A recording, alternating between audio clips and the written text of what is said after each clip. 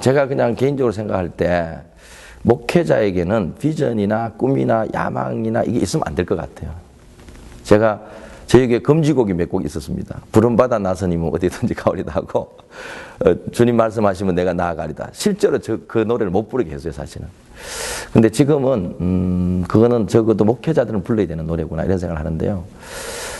지금까지 오면서 사실은 문제가 생겼을 때 하나님께 이걸 어떻게 풀어야 되지라고 기도하면서 교역자들하고 정말 열띤 토론을 해본 적은 있어도 한 번도 계획한 것은 없는 것 같아요. 목회라는 것은 기본적으로 하나님께서 원하시는 것을 해드리는 것이 목회인 것 같아요. 내가 원하는 것을 하는 것은 저는 목회는 아니다.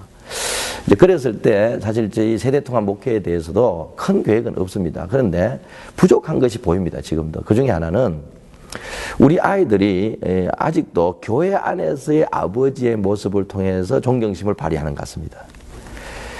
집에서 그렇다고 나쁜 아버지는 아닌데 집에서 어떤 영적 권위를 갖는 단계까지는 못 간 것 같습니다. 그 집에서 영적 권위를 갖게 하는 것이 뭘까 생각해 보면 저는 가정예배와 또 더 성숙되는 모습일 거라고 생각해요.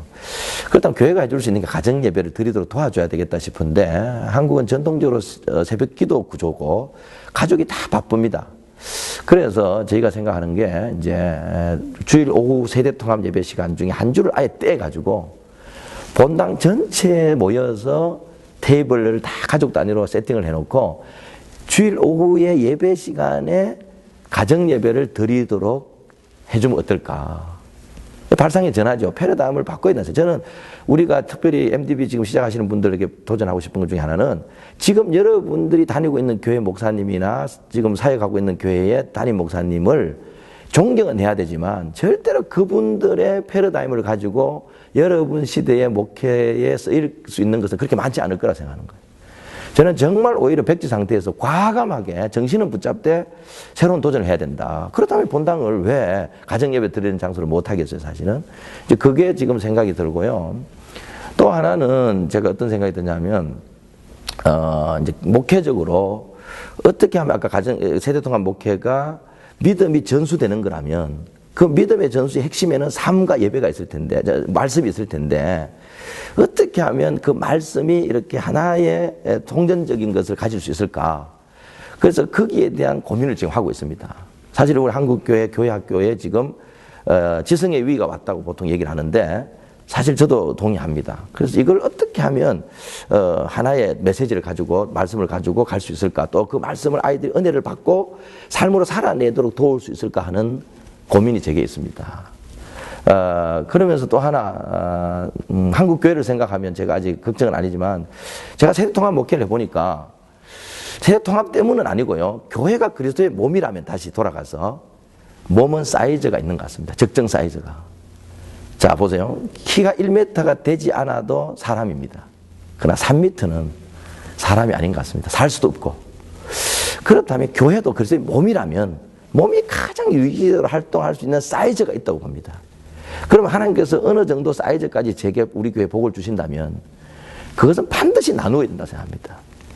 그래서 이 분립에 대한 고민, 또 개척에 대한 새로운 도전들, 저는 못한 개척이지만 이 고민이 있습니다. 마지막으로 제가 부족하지만은 들어주셔서 감사한데요. 우리 후배들, 저도 MDB를 마쳤으니까 후배님들에게 얘기하고 싶은 거는 정말 근본적인 질문을 하라는 겁니다. 목사가 뭐 하는 사람인지. 그리고 좀 더 좁혀서 이 시대에 내가 있는 그 자리에서 하나님은 나에게 무엇을 원하는지를 저는 질문했으면 좋겠습니다. 제가 지금 이런 목회를 하지만은 제가 만약에 시골이었다면 정신은 비슷하지만은 방식은 다르게 나왔을 수 있다는 거죠. 그래서 저는 늘 그리스도인의 삶은 하나님께서 원하시는 자리에서 하나님께서 원하는 사람이 되어서 하나님이 원하시는 방식으로 소원을 이루어 드리는 것이 그리스도인의 삶이라고 믿기 때문에 여기 저 이야기를 듣는 우리 MBD 후배들은 정말 그 근본적인 질문을 목사 뭐 하는 사람이냐. 두 번째가 교회가 뭔지를 저는 끊임없이 질문해야 된다는 겁니다. 정말 교회는 예수님께서 우리에게 주신 건데 이 교회가 어떤 모습이에요? 그 몸이 지금 어떤 몸이 되어야 되는지를 끊임없이 질문하자는 거예요. 세 번째, 우리는 130년이지만은 사실은 지금까지도 한 번도 저는 교회가 기독교적이었던 적이 없다고 생각합니다. 저는 아직도 한국교회 70, 80%는 유교적 교회고 유교적 목사님이라고 생각합니다.